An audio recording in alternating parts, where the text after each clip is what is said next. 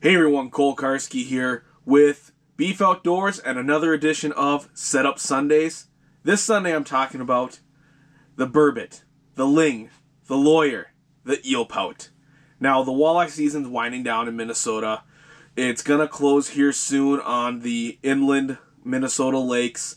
I'm up on Lake of the Woods right now, and I'm staying in a sleeper house with First City Guide Service. We have our dead sticks out for walleyes.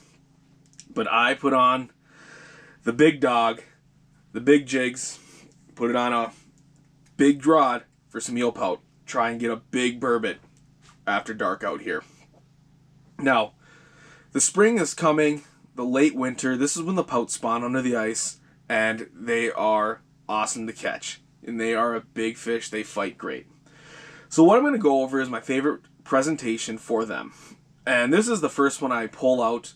And that is a big nasty tackle. It's a big jig. These glow.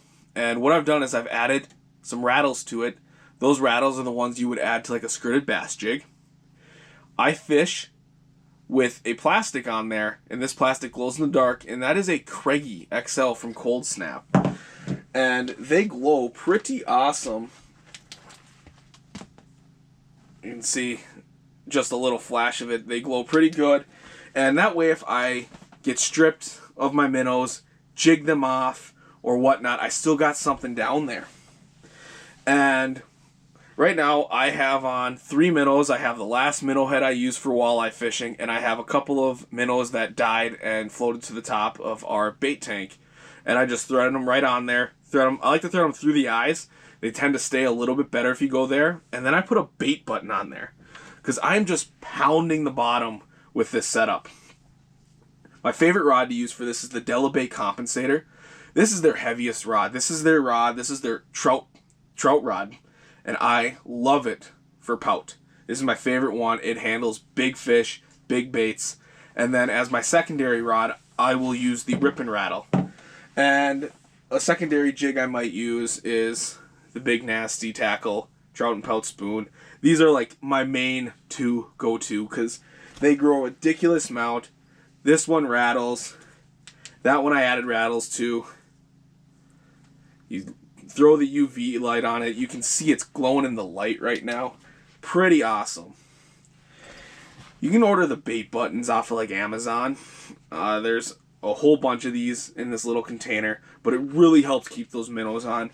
If I don't get bit for a while, you can fish these 3 minnows for an hour before you'll finally shake them loose and break them up.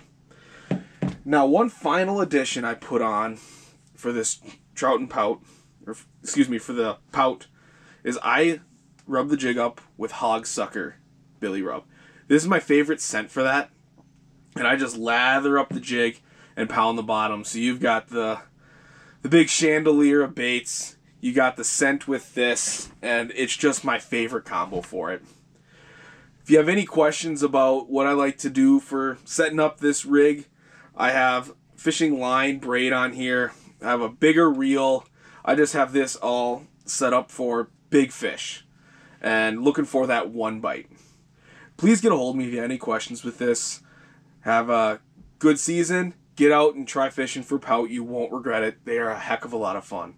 This is Cole Karski with Beef Outdoors. Tight lines, everyone.